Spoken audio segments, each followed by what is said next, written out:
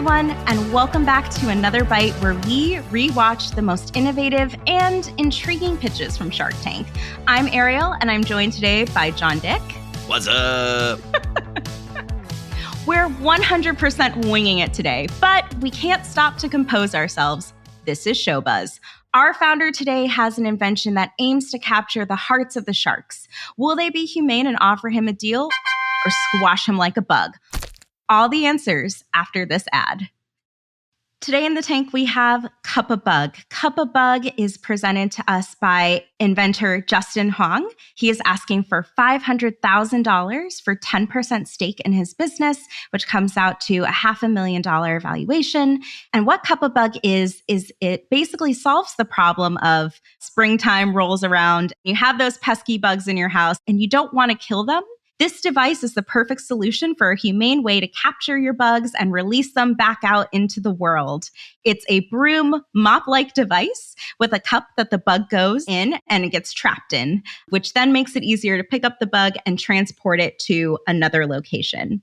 For me personally, this was a product I 100% would buy. I'm terrified of bugs. I cannot touch them. I have not found a solution in my life besides a vacuum. It's horrible. Which is very inhumane of a way to deal with a bug problem. What an awful way to go. Yes. So when I saw this, I was like, yes, this is for me. Full send, 100% on board. But Jon, what are your thoughts? Well, first of all, I'm just so happy that it's not what I thought it was at first, because I heard Cup of Bug and I thought Cup of Noodles, and I thought it was like a product pitching like, add water to bugs and eat it. And I was like, oh no, I'm totally out on like the this. Dried bug craze. Oh, awful.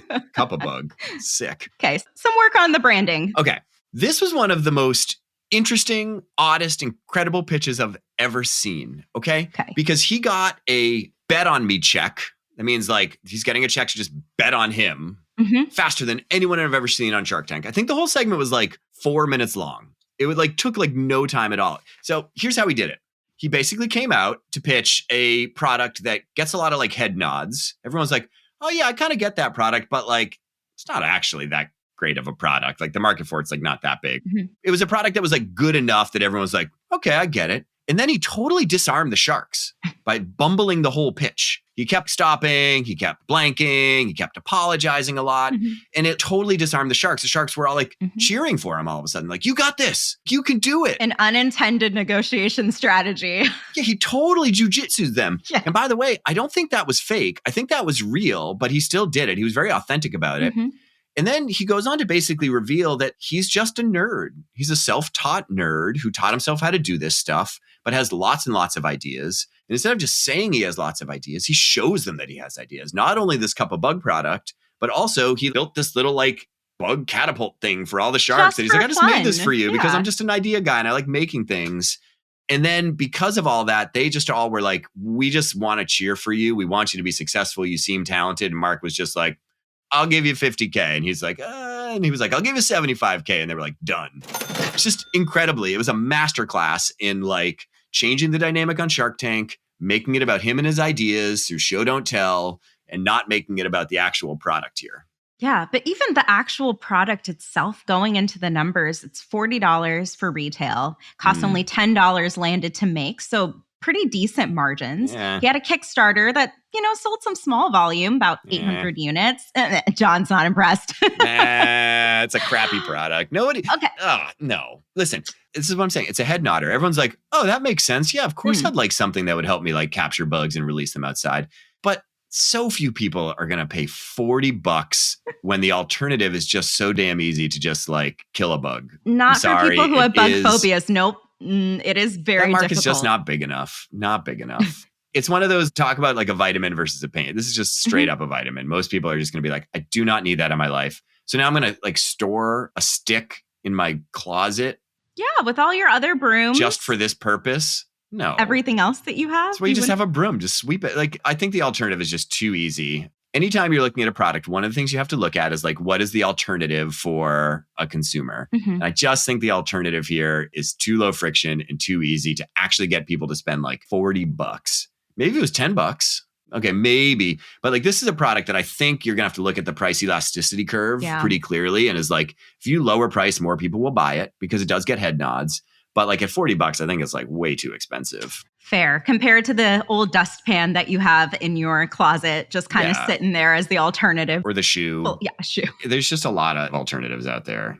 I find it so interesting that our sharks invested in the founder, because I feel like private equity and like venture capital right now, it's so challenging to get any capital, very much so comparative to like what we saw like in 2006, 2008, investors are tightening up on their capital. So for me, what really stood out is like the founder really must have really sold it in with either the bug catapult or like expressing his passion so well, because I'm just still amazed that they hadn't invested in a founder moment in this economy. Well, so I think it's interesting to unpack what's happening in the investment market, Ariel, because the point you make is definitely true that it is way harder to get capital right now. But that's not because there's not capital available. Right. There's lots of capital available for investment. The problem that's happening in the VC market in particular right now is that during COVID and that period of economic boom where there was tons of free money out there, the valuation that companies got, because there was so much money available and there was so much competition, that the valuation that companies got was extremely high. And so the challenge in investing right now is that lots of investors are saying, I would like to invest more money in venture, but not at that valuation that you got 2 years ago, because I'm going to lose money on that deal. So you look at Reddit's IPO, you're like, oh, wow, there are people who are going to lose money on that deal because they invested at a time where the valuation was much, much, much higher. And there's other examples like that out there. And so it's not so much that all venture investing is dried up. I think that the challenge for somebody who's an inventor and not like a computer engineer is like, the trope in VC used to be like, you bet on teams, not on products. And if you bet on a really good team, then the likelihood of them eventually finding product market fit for some product is pretty good.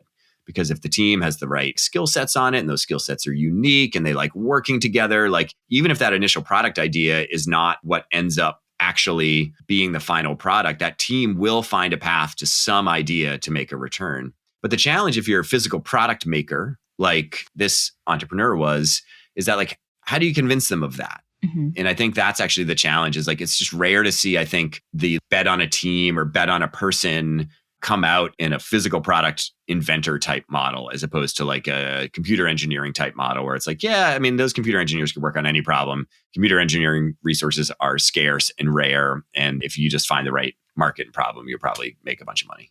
Yeah. So it sounds like really what Justin can use is more of like that business oriented partner in some ways to kind of balance out a little more of like the innovation kind of side. Yeah. So let's talk about the Sharks' responses. Mark was super excited. He offered exactly $50,000 for 20%, which is a little bit more steep than what he was originally asking for. Damon jumps in, wants to make the same offer, but Mark doesn't want to team up with Damon. We see Mark get a little bit sharky, which is rare and kind of comes out here every once in a while. Yeah. I mean, Mark's like the most loved. Everybody wants to work with Mark. Yes. He's the most famous. He owns sports teams. He's like, Right. So then essentially he offers Justin, our founder, $75K for 20%, and it ends up being a deal. So I have a little bit of a company update if you're interested in hearing, Jon. I am. All right. So let's talk more about Cup-a-Bug. So Cup-a-Bug gained attention on TikTok, actually. It accumulated over 10 million likes, and the page has over 100,000 followers. So following the Shark Tank episode, we saw a bit of that, post-Shark Tank bump that we get over time for a surge in orders, a ton of positive feedback from fans. Justin, in the early stages of finalizing the investment agreement, expressed gratitude for the unexpected support. His friends volunteered to assist in fulfilling orders, so very bootstrapped. Gotta love that. To keep up with all of the demand and market. Yeah, emphasizing a real community aspect to this work. So Justin recently revealed that the Cup-a-Bug product is actually planning to go across the globe. He specifically told a fan that he's going to do some test shipments in Canada and Mexico and then expanding to other countries soon. So it looks like this is only just the beginning for Cup-a-Bug. Curious to see what Justin comes out with over the next few years for additional products, but it seems like he's really trying to scale this in an international kind of lens, which is really cool to see for a product that defensibility is a little shaky. Yeah. Yeah. I mean, you just have literally cups that you can put bugs in at your house, Yes, just sitting in the desk closet.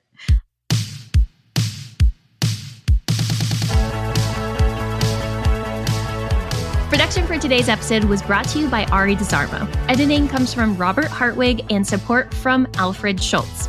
Subscribe on Apple Podcasts, Spotify Podcasts, or wherever you subscribe to the greatest podcasts ever. That does it for me. See you next week in the tank for another bite.